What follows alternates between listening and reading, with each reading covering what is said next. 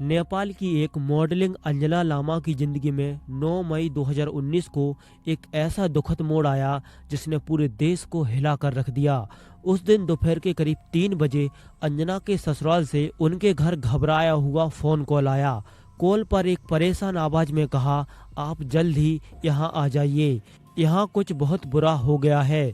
यह सुनते ही अंजना की मां और उनका पूरा परिवार बिना समय गवाए उनके ससुराल पहुंचा। जैसे ही अंजना के पिता उसके कमरे में दाखिल हुए, वहां का मंजर देखकर वो स्तंभ रह गए। जो उन्होंने वहां देखा उसने उन्हें अंदर तक झंझोर कर रख दिया। वह दृश्य इतना भयानक था कि वे कमरे में एक पल भी रुकने की हिम्मत नहीं कर पाए। उनके कदम वहीं ठिठक गए और वे दोबारा उस कमरे में जाने की सोच भी नहीं पा रहे थे। तो आखिर ऐसा क्या था उस कमरे में जिसमें एक पिता को इस कदर तोड़कर रख दिया था, और क्या है इसके पीछे की पूरी कहानी, जानेंगे इस वीडियो में विस्तार से। तो बने रहिए वीडियो के एंड तक। इससे पहले अगर आप हमारे चैनल पर पहली बार आए हो तो वीडियो को लाइक और चैनल को सब्सक्राइब कर दो, ताकि यह वीडियो और लोगों के पास पहुंच जाए। तो चलो बिना देरी करे इस केस को शुरू करते हैं। अंजना लामा का जन्म 26 अगस्त 1995 को नेपाल के हेटौदा शहर में हुआ था। जन्म से ही वह अपनी परिवार की लाडली थी। उनके परिवार में उनकी 2 छोटी बहनें और एक छोटा भाई था। अंजना का स्वभाव बहुत ही सरल और मिलनसार था। अपने इसी स्वभाव के कारण वह स्कूल हो या पड़ोस, हर जगह बहुत आसानी से दोस्त बना लिया करती थी। इसके अलावा अंजना बहुत ही खूबसूरत और आकर्षित थी। जब अंजना 11वीं कक्षा में पढ़ रही थी तब उनकी मुलाकात प्रज्वल महज से हुई। प्रज्वल एक बहुत ही आकर्षक और सम्मानजनक स्वभाव का लड़का था। वह सभी के साथ प्रेम और आदर से पेश आता था। अंजना को प्रज्वल के बारे में जो कुछ पता था वह उन्हें बहुत पसंद आया। वहीं प्रज्वल को भी अंजना का बिंदास और खुश मिजाज स्वभाव भी बहुत भाया। शुरुआत में दोनों सिर्फ दोस्त थे, लेकिन समय के साथ साथ जब एक दूसरे के साथ ज्यादा समय बिताने लगे तो यह दोस्ती धीरे धीरे प्यार में बदल गई। उनका रिश्ता शुरुआत से ही बहुत अच्छा था और दोनों ने एक दूसरे पर कभी दबाव नहीं डाला। सिर्फ 2 साल के रिश्ते के बाद दोनों ने शादी करने का फैसला कर लिया। हालांकि उनके इस फैसले से दोनों के परिवार बिल्कुल सहमत नहीं थे। शादी के बाद की शुरुआत उनके लिए काफी कठिन रही। नवविवाहित होने के कारण उन्हें कई समस्याओं का सामना करना पड़ा, खासकर आर्थिक तंगी से। इसके अलावा अंजना और प्रज्वल के बीच यह संघर्ष इस वजह से था क्योंकि दोनों अलग अलग जातियों से थे। दोनों को पहले से ही पता था कि उनके परिवार इस रिश्ते और शादी को स्वीकार नहीं करेंगे। इसके बावजूद अंजना और प्रज्वल ने अपने परिवारों को मनाने के लिए हर संभव कोशिश की। बार बार उन्होंने निवेदन किया कि उन्हें एक दूसरे से प्यार है और वे शादी करना चाहते हैं, लेकिन परिवार मानने को तैयार नहीं था। जब उन्हें लगा कि अब साथ रहने और जीवन बिताने का कोई रास्ता नहीं बचा तो उन्होंने आखिरकार एक बड़ा कदम उठाया। दोनों ने घर से भाग के शादी कर ली। प्रज्वल के बड़े भाई उज्जवल ने इस रिश्ते में उनका साथ दिया। वह उनके परिवार के इकलौते व्यक्ति थे जिन्होंने उनके प्रेम को स्वीकार किया और उनका समर्थन किया। उन्होंने दोनों के लिए हेटौदा वापस आकर उन्हें सहारा दिया। प्रज्वल के परिवार ने उनकी शादी में मदद की थी। प्रज्वल का परिवार हेटौदा से दूर ललितपुर में रहता था। शादी के बाद प्रज्वल और अंजना ने फैसला किया कि वे प्रज्वल के परिवार के साथ ललितपुर में ही रहेंगे। प्रज्वल के परिवार में उनके माता पिता, बड़े भाई उज्जवल, जिनके बारे में हमने आपको पहले बताया, उज्जवल की पत्नी और प्रज्वल का भतीजा भी रहते थे। शादी के बाद अंजना और प्रज्वल को कई कठिनाइयों का सामना करना पड़ा। अंजना का परिवार अभी भी उनसे नाराज था। वहीं प्रज्वल का परिवार भी इस शादी को पूरी तरह स्वीकार नहीं कर पाया था। लेकिन अंजना के मधुर और अच्छे स्वभाव के कारण कुछ समय बाद प्रज्वल के परिवार ने उन्हें अपना लिया। जल्द ही अंजना उस परिवार का अभिन्न हिस्सा बन गई। हालांकि अंजना का परिवार अभी भी उनकी शादी से खुश नहीं था। इस समस्या को हल करने के लिए अंजना ने अपने छोटे भाई को ललितपुर बुला लिया ताकि वह अपनी पढ़ाई ठीक से कर सके और दोनों परिवारों के बीच बेहतर संवाद हो सके। प्रज्वल का परिवार काम पर जाता था और दिन में घर खाली रहता था। प्रज्वल ने शादी के बाद एक अच्छी कंपनी में नौकरी पाली थी, लेकिन अंजना घर में अकेले रहकर बोर हो जाती थी। इसलिए उन्होंने सोचा कि कोई छोटा काम शुरू किया जाए जिससे उनका समय भी अच्छा बीते और वह आर्थिक रूप से मदद कर सके।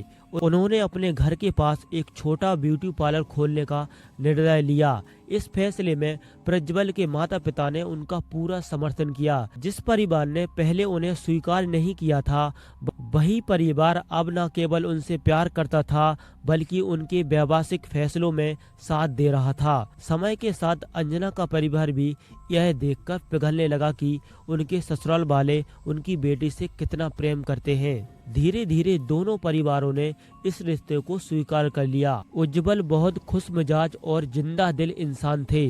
वह मजाक कर या हंसी मजाक से सबका मूड हल्का कर देते थे। उनकी यह आदत सबको भाती थी। उज्जवल पेशे से एक साउंड इंजीनियर थे और उन्होंने नेपाल के सबसे प्रसिद्ध गानों में से एक सुन सिल्ली पर काम किया था, लेकिन सुनने की समस्या होने के कारण उन्हें यह काम छोड़ना पड़ा। इसके बाद उन्होंने एक सामान्य कार्यालय की नौकरी शुरू की। इस बदलाव ने उन्हें थोड़ा उदास किया, लेकिन उन्होंने इसे स्वीकार कर अपनी जिंदगी के अगले चरण की ओर बढ़ना शुरू कर दिया। घरेलू कामकाज निपटाने और पार्लर में काम करने के बाद भी अंजना के पास काफी समय बच जाता था। उस समय टिकटॉक का बड़ा क्रेज था, इसलिए अंजना ने टिकटॉक वीडियो बनाने का फैसला किया।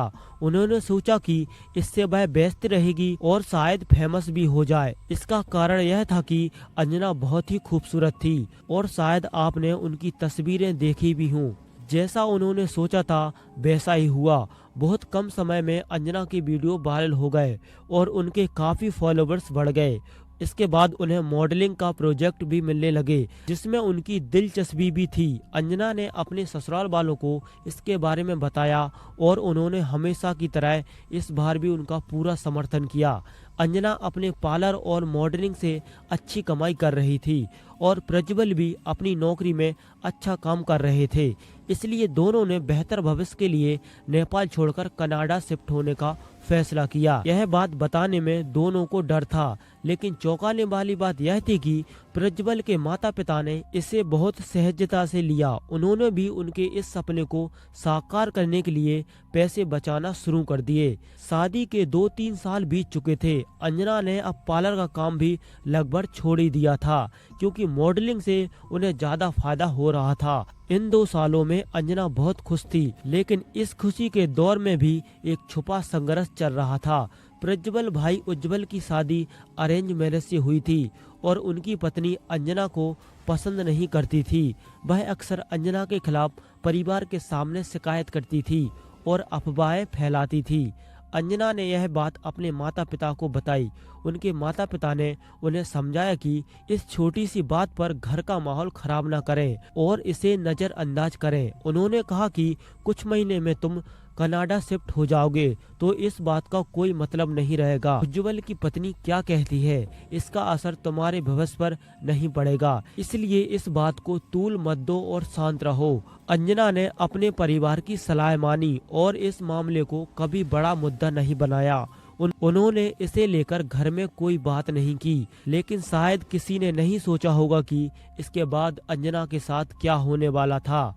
9 मई 2019 को दोपहर 3 बजे अंजना के ससुराल से एक फोन कॉल आया। यह कॉल अंजना की मां उठाती है। फोन की दूसरी तरफ अंजना की सास थी, जो घबराई हुई आवाज में जल्दी से ललितपुर आने को कहती है।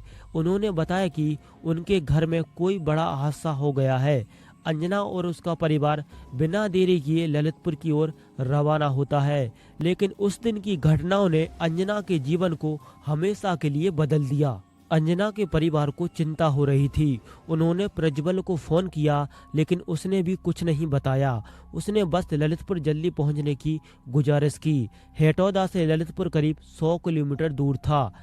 और यह सफर आमतौर पर 2 घंटे में पूरा हो जाता है। लेकिन उस दिन भारी ट्रैफिक होने के कारण उन्हें 3 बजे निकलने के बाद रात 10 बजे पहुंचने तक का समय लग गया। सफर के दौरान अंजना के परिवार के मन में तमाम डरावने ख्याल आ रहे थे। वे सोच रहे थे कि आखिर ऐसा क्या हुआ होगा जिसकी वजह से उनकी सास इतनी घबराई हुई थी। जैसे ही अंजना का परिवार प्रज्वल के घर पहुंचा, उन्होंने देखा कि घर के बाहर भारी भीड़ थी। पुलिस भी वहां मौजूद थी, जिसे देखकर उनका डर और बढ़ गया। जैसे ही वे घर के अंदर बढ़े, उन्होंने देखा कि अंजना का छोटा भाई, जिसे अंजना ने पढ़ाई के लिए अपने पास बुलाया था, वहां बैठकर जोर जोर से रो रहा था। पुलिस ने अंजना के पिता से कहा वे उनके साथ अंदर आए। उनके हर कदम के साथ उनकी धड़कनें तेज हो रही थी और कहीं ना कहीं उनके दिल में यही एहसास हो रहा था कि जो वो देखने जा रहे हैं वह उनके जीवन का सबसे डरावना दृश्य होगा।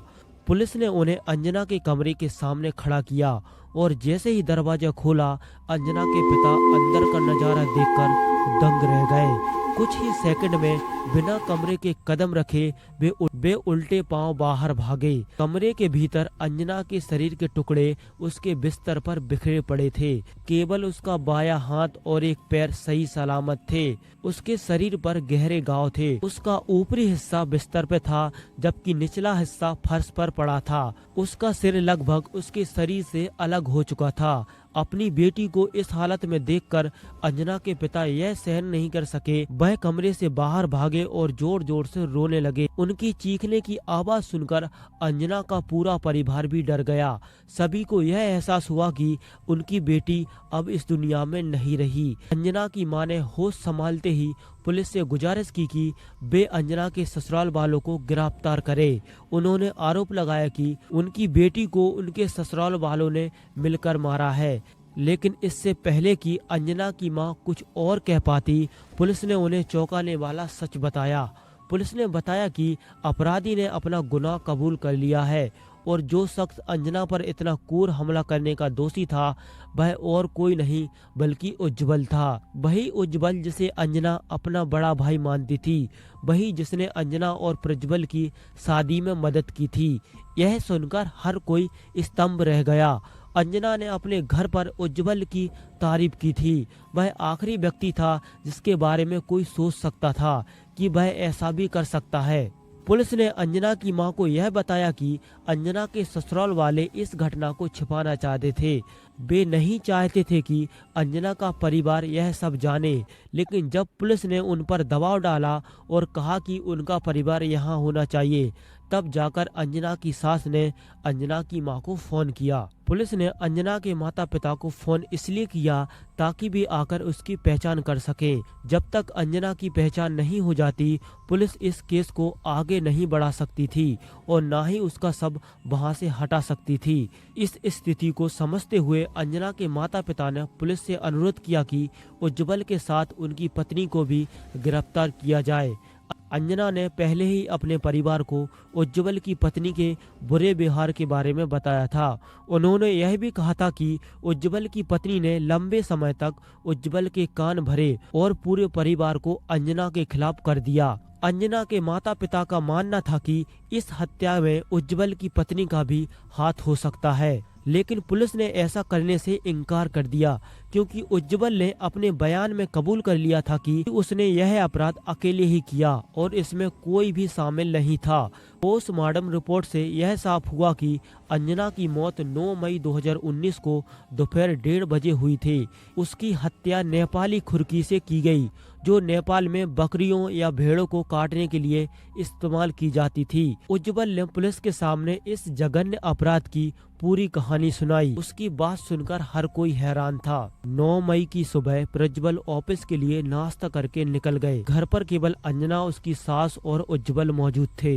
दिन में अंजना पानी लाने के लिए घर के पास एक नल पर गई, लेकिन पानी ना होने के कारण वापस आ गई। इस दौरान उज्जवल ने उसे अपने घर की बालकनी से देखा।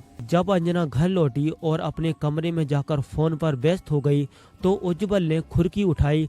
शुरुआत में उसने एक छोटी खुरकी ली, लेकिन उसे लगा कि यह काम के लिए काफी नहीं होगी। फिर उसने अपने माता पिता के कमरे से एक बड़ी खुरकी ली। अंजना का कमरा अक्सर बंद से बंद रहता था, लेकिन उस दिन यह खुला था। उज्जवल ने इस मौके का फायदा उठाया और खुरकी लेकर उसके कमरे में घुस गया।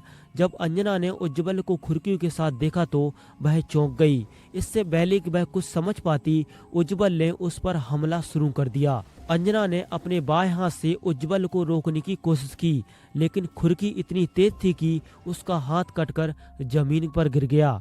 उज्जवल ने फिर उसके सिर और पैरों पर हमला किया। अंजना ने अपने पैरों से उसे धक्का देने की कोशिश की, लेकिन उसकी टांगें भी गंभीर रूप से घायल हो गईं। उज्जवल के लगातार हमलों के कारण अंजना का खून तेजी से बहने लगा। खून की कमी से वह बेहोश हो गई। उज्जवल को डर था कि अगर अंजना को होश आ गया तो वह सब कुछ बता देगी। उसने सुरक्षित करने के लिए उस पर और हमले किए। अंजना के माता पिता और परिवार समझने में असमर्थ थे कि उज्जवल, जिसे वे अपना मानते थे, आखिर इतना क्रूर कैसे हो गया। हत्या की इस दर्दनाक कहानी ने हर किसी को झंझोर कर रख दिया। अब सवाल यह भी था कि उज्जवल ने ऐसा क्यों किया। क्या यह केवल ईर्ष्या थी या इसके पीछे की कोई गहरी साजिश थी। उज्जवल ने बेहोश अंजना पर 20-25 बार खुरकी से वार किया, जिससे उसका सिर लगभग धड़ से अलग हो गया। खून पूरे बिस्तर और उज्जवल के कपड़ों पर फैल गया। इस कृत्य के बाद भी उज्जवल के चेहरे पर कोई पछतावा नहीं था। उसने तुरंत अपनी मां के पास जाकर कहा कि मैंने अंजना को मार डाला है और ये सब मैंने अकेले किया है। पुलिस ने जब उज्जवल से पूछा कि उसने ऐसा क्यों किया, तो उसने बताया कि उज्जवल को अंजना का आत्मविश्वास और स्पष्टवादी स्वभाव पसंद नहीं था। अंजना एक अलग जाति से थी, जो कि उज्जवल को स्वीकार नहीं था। अंजना का मॉडलिंग करना और आधुनिक कपड़े पहनना उसे नापसंद था। उज्जवल को यह भी बुरा लगता था कि अंजना टिकटॉक पर वीडियो बनाती थी। उज्जवल को यह मंजूर नहीं था कि अंजना और प्रज्वल कनाडा जाकर बसें। उसे लगता था कि अंजना उसके भाई को उसके परिवार से दूर ले जा रही है। उज्जवल ने इस हत्या की योजना 2 साल पहले बनाई थी। उसने अंजना के प्रति अपनी नफरत को छिपाकर रखा और परिवार के सामने यह दिखाया कि वह अंजना की परवाह करता है। अंजना के माता पिता ने न्याय के लिए 2 साल तक अदालत में लड़ाई लड़ी। उज्जवल को आजीवन कारावास सुनाई गई। हालांकि उज्जवल के परिवार ने मामला फिर से खुलवाने की अपील की, जिसमें उन्होंने यह साबित करने की कोशिश की कि उज्जवल मानसिक रूप से अस्थिर था, लेकिन अदालत ने इस अपील को खारिज कर दिया। इस पूरी घटना में अंजना के पति प्रज्वल ने अपने परिवार का विरोध किया और उज्जवल के मानसिक रूप से अस्थिर होने से दावे को गलत बताया। वह अंजना से सच्चा प्यार करता था और इस घटना के बाद अब वह अकेला कनाडा में रहता है। अंजना की हत्या ने समाज में छिपी घृणा, ईर्ष्या और प्रत्यसंतात्मक सोच को उजागर किया। यह घटना हमें यह सोचने पर मजबूर करती है कि भावनाओं के अंधेरे पक्ष को नजरअंदाज करना कितना खतरनाक हो सकता है। इस वीडियो के लिए आपकी क्या राय है, कमेंट में जरूर बताइए।